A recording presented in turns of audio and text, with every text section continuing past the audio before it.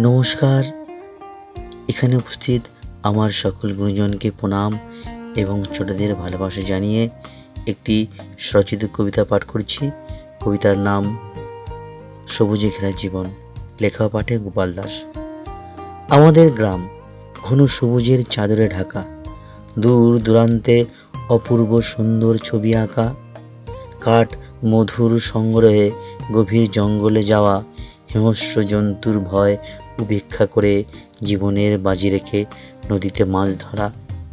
চাষের কাজে দলে দলে কোদাল ঝুড়ি কাস্তে হাতে, শীত গ্রীষ্ম বর্ষা মাথায় এই তো জীবন ভালোই কাটে। দিনের শেষে বাড়ি এসে চুলোয় হাঁড়ি চড়ে, ভোরের আলোয় সূর্য ওঠে লাল আভা। নতুন আলোয় নতুন জীবন, নতুন করে বাঁচা।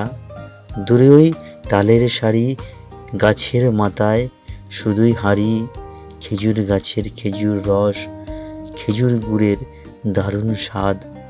গাছের ডালে ডালে ফুলে ফুলে সেজে উঠেছে গ্রাম, কত শত পাখি বেঁধেছে বাসা বট অসত্য আমডালে।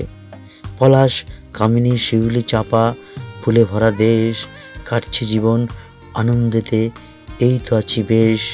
নিত্য গীতে আনন্দেতে আছি আমরা ভালো, জীবন থেকে কেটে গেল যা কিছু ছিল কালো।